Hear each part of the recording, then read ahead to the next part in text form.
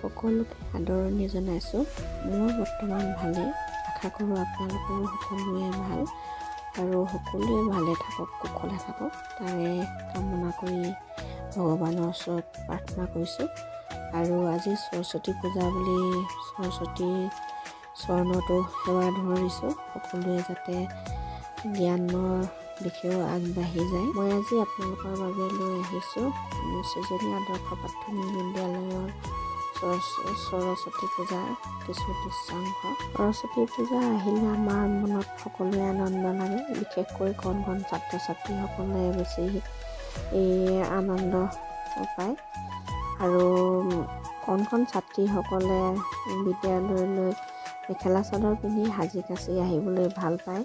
সদায় বিদ্যালয়ৰ সাজ পোছাক পৰিধান কৰি অহাৰ বাবে বিশেষকৈ এইটো দিনত তেওঁলোকে বেলেগ সাজ পোছাক পিন্ধি সাজি কাচি আহিবলৈ ভাল পায়। এই দিনটোতে কণমানিসকলক দেখিবলৈ বহুত মৰম লাগে। প্ৰায় 3 বছৰ দিন সৃজনী আদৰ্শ প্ৰাথমিক বিদ্যালয়ত মই শিক্ষকতা কৰি থকাৰ বাবে বিদ্যালয়খনৰ প্ৰতি মোৰ আন্তৰিকতাও বহুত আছে।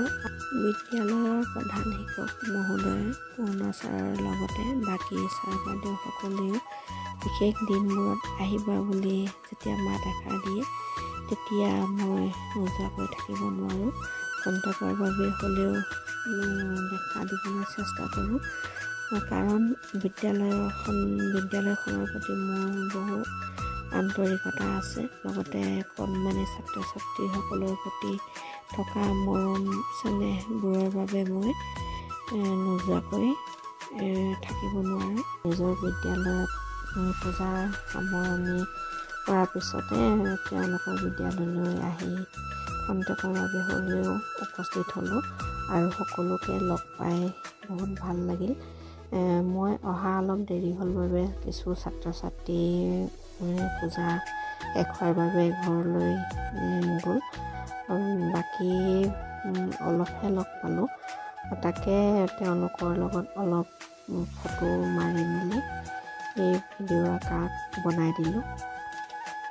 স্মৃতিবোৰ ধৰি ৰখাৰ মানসেৰে মই ভিডিঅ'টো বনালোঁ। ছাত্ৰীসকল এদিন যেতিয়া পঢ়ি শুনি ডাঙৰ মানুহ হ'ব তেতিয়া হয়তো নিজৰ শৈশৱকালটো এই ভিডিঅ'টোৰ জৰিয়তে নিজকে বিচাৰি পাব।